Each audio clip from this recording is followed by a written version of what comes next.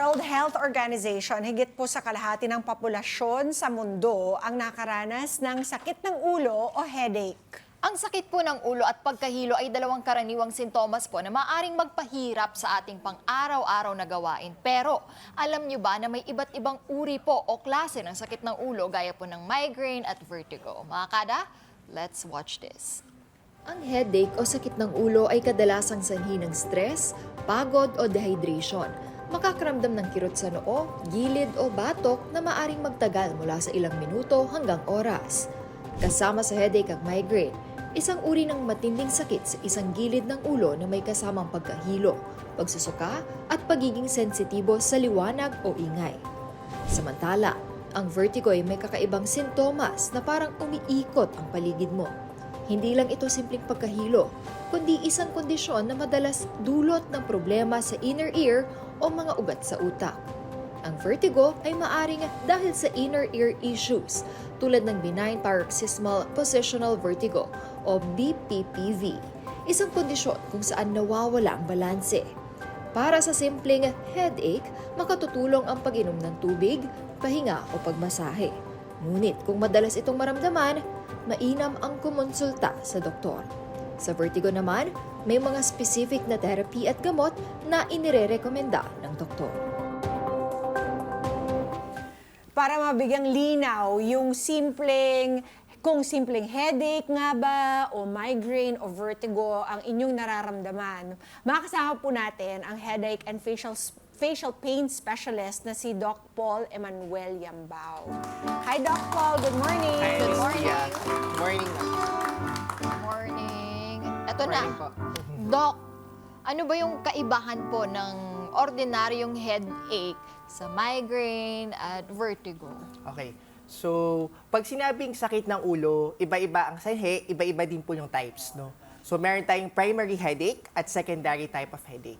Yung secondary type of headache, ito yung mga headache na dapat tayong ma-alarm. Kasi pwedeng dahil sa tumor, stroke. So, yun yung kinakatakot dapat natin. Ang primary headache, ito yung migraine, tension headache. So, sila yung mas benign or ordinary type of headache. Pag sinabi namang vertigo, iba ito sa headache. Ang vertigo is a type of dizziness o pagkahilo. So, magkaiba sila. So, Okay. in short, migraine is a type of headache. Migraine is a type of headache. Pero yung vertigo, may connection po ba sa wala? Sa headache? Meron siya.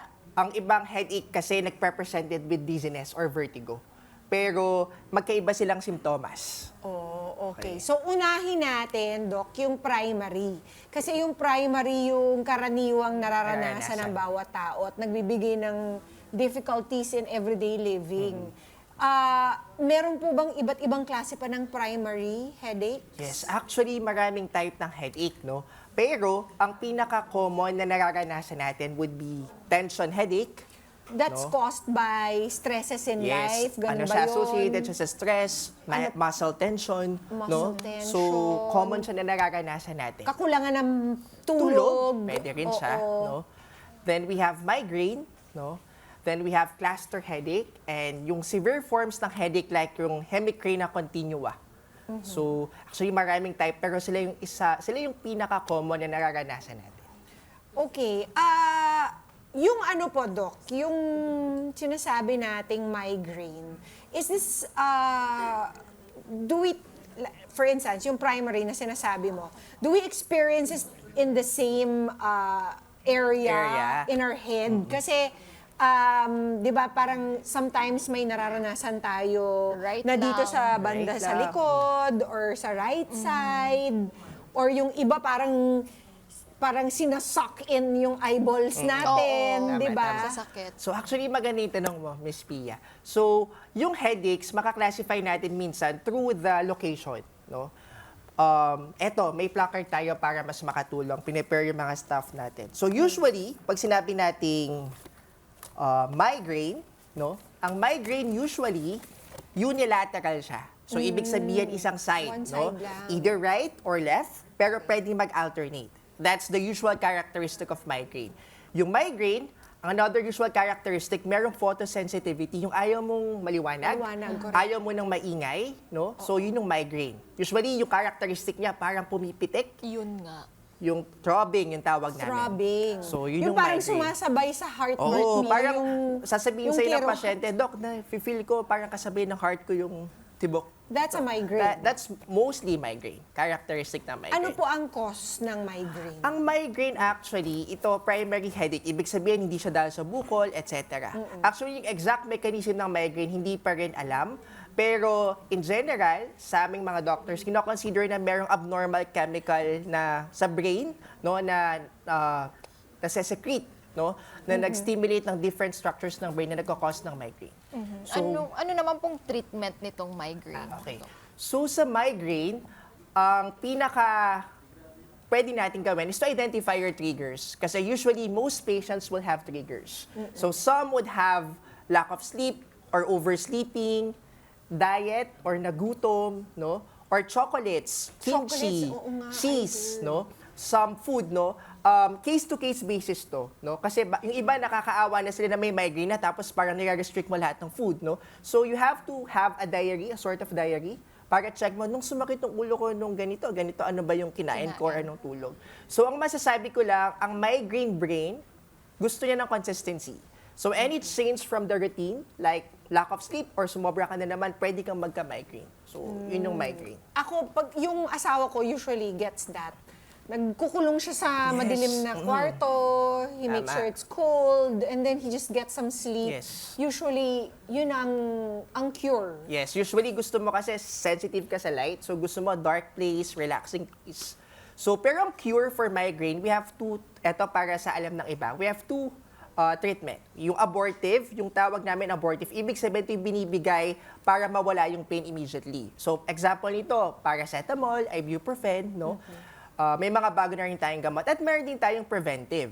Yung preventive medication, para kumbaga maintenance ito sa mga tao na may migraine na madalas yung atake. Kasi yung mga paracetamol, ibuprofen, pwedeng masira yung organs natin. Yung liver. So yung preventive medications, these are safer medications that we give for patients to avoid recurrence of migraine. Pag sobrang dalas na, or kasi ang ibang may migraine, hindi talaga sila overacting, talagang masakit ang may migraine. You could not work, you could not sleep, no, you could not spend time with your family. So, nagpa-preventive medications tayo. Okay. Oh, that's one down. One Ano down? pa yung mga iba, Doc? Eto. Etong pinaka-common na nararanasan natin, it's tension headache. So, pag sinabing tension headache, ang clue dito, it usually occurs after work. So, kumbaga, after office, no? Tapos, ang characteristic niya, para kang sinasakal dito.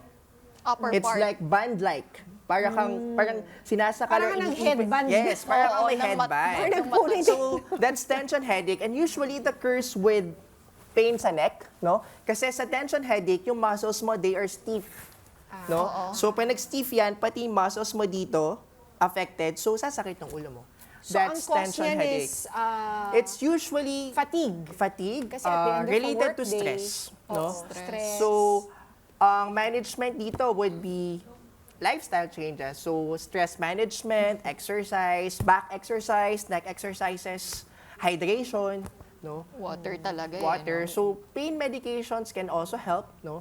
So, yun yung characteristic niya. Parang sinasakal ka. Upper Do part. eating certain foods, Doc, cure it or give you some relief? Okay. So, yung food, it's more common sa migraine or pwede rin dito kasi usually yung caffeine, if mapapansin nyo may mga medications tayo na paracetamol plus caffeine. Yes. Kasi caffeine can also treat headaches, no? For some. Pero for some, it's a trigger. So, yung iba, lalo na yung mga coffee lovers talaga, so kapag nag-stop sila mag-coffee, minsan mag-headache sila.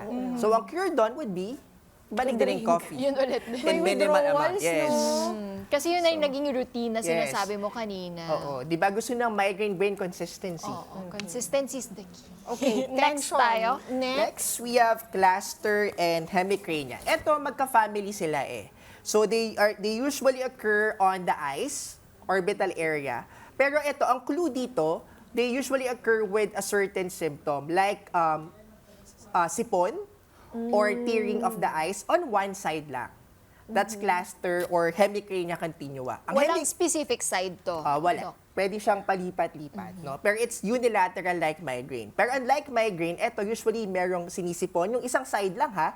yung tulo ng sipon, or pinapawisan ng isang side ng mukha. So that's, magka-family sila. Anong cause naman yan? Ito, ano din siya, specific chemical sa brain na pag na-trigger, no, ma-stimulate ng ibang structure sa brain which is responsible for pain. So, pero hindi sila cause ng tumors or stroke or anything. So, they are classified as primary headache. Also. Anong treatment naman for that? Ito, ang treatment dito, aside from the pain medication, usually this is very severe form of headache. Unlike migraine, ang migraine kasi makikita mo yung mga pasyente, they want to be alone, relax, no, nakahiga lang. Ang cluster at ang paroxysmal hemicantinuva, they are agitated. You would see them pacing around kasi sobrang sakit. So ang gamot dito actually, we advise them to go to the ER because ang primary medication dito would be oxygen therapy. So they would be given oxygen for few minutes, 15 minutes to relieve the headache. No? So cluster headache, hindi siya masyadong common among Filipinos. It's more common among Caucasians. Eh, Doc, yung mga secondary na sinasabi mong medyo Dapat matakot, no? scary because it leads to something more serious. Yes. Paano natin malalaman na secondary headache and is Yes. more Serious na siya, no? Serious. So, dapat nating tandaan na ang headache may iba't ibang uri, no? So, secondary type of headaches, ito yung mga headache na caused by other conditions, no? Ano yung mga clues na pwede tayong sabihin na, hindi lang to ordinary headache? Number one, pag hindi siya nawawala dun sa prescription ng doctor mo. No? Kunyari, binigyan ka ng paracetamol, this medication, pero hindi siya nare-relieve. So, you have to question, ordinary headache lang ba to? okay. Pangalawa, pag iba yung characteristics sa headache mo dati. Marami kasi sa atin sasabihin, migraine lang yan kasi nagmamigraine ako before. Pero pag napansin nyo po na yung headache nyo ngayon, hindi na siya kamukha ng dati. Either mas sumakit or may ibang characteristic, you suspect for a secondary type of headache. Pangatlo, eto, tingnan nyo kung yung headache nyo mas masakit kapag umuubo or umiire. It means kasi na pag masakit yun, ibig sabihin, sumasakit siya kasi mataas yung pressure sa brain. So anong ibig sabihin nun? Pwedeng merong bukol, no, or abnormality sa brain. So that's a warning sign. Hindi naman lahat ibig sabihin ganon, pero kailangan mag-ingat tayo, di ba? Prevention. Yes. In which case, Doc, they should go to the ER and get the necessary tests? Yes. Kapag yon iba yung characteristic or kapag naranasan nyo yung worst headache of your life for the first time. Tawag namin doon thunderclap headache. Parang biglang 10 out of 10 na yung sakit. Sobrang sakit, first time mong naranasan, you have to go to the ER. Kasi mostly, it's not primary headache. Mostly, pwede siyang may pumutok na ugat sa brain or tumor, no? Subarachnoid hemorrhage, yung sa aneurysm, no? So, yun yung mga certain clues. And then, for elderly, kasi ang mga primary headache, hindi na yan dapat common sa elderly. Usually, nag-start yan 20 years old, 30 years old. So, kung meron tayong mga lolo, lola na first time na nag-complain ng headache, kailangan siguro nating magkonsulta ng specialista for us to be safe na it's just a primary headache, na it's not secondary type of headache. Kung natakol na po natin yung migraine, tension, hemicrania, ano naman po yung vertigo para mas maintindihan pa ng mga kada natin, Doc? Okay. Ang vertigo, it's a type of dizziness o pagkahilo. Pag sinabi pong vertigo, ito yung siguro nakaranas na yung mga ibang kada natin, no? Na yung parang umiikot po yung paligid or umiikot kayo or para kayong sumasayaw. Yun po yung vertigo. That's vertigo. Nagkukos. Ang cause ng vertigo, parang din yan migraine. May type, no? May central at peripheral. Pag sinabing peripheral, the problem is on the ears, no? May problem sa ears or yung nerve sa ears. Ang pinaka-common dito, siguro nagiging nyo po yung BPPV, benign positional vertigo, no? Yung kumbaga, pag ginalaw mo yung ulo mo, doon ka nahihilo. That's BPPV. That's peripheral. Kumbaga, ano siya, hindi siya, benign siya. Yung central, ibig sabihin, central vertigo, these are vertigo caused by problems sa brain. Like you have stroke, no? Or tumor, no? Sa certain portions na brain na responsible sa balanse. So, kunyari, very sudden nag-occur yung pagkahilo mo or natutumba ka, you have to make sure na simpleng vertigo lang ba to or stroke. Lalo na kung it's very sudden. So, yun po yung tatandaan. Meron bang medication for vertigo, Doc? Yes, yes. So, definitely, it would depend if it is central or peripheral. Pag central, we have to treat the cause. If it is stroke, treat the Yes. stroke. Or the tumor, treat the tumor. Pag peripheral, ito siguro marami nakaka-take sa inyo, yung mga beta-histine, no?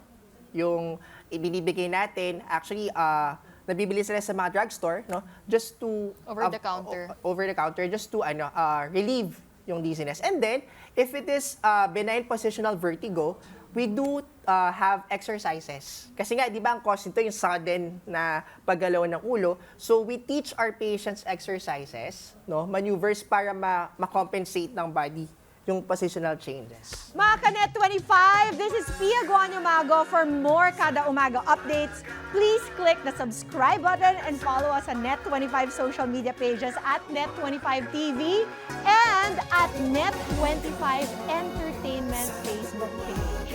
See you guys. Bye!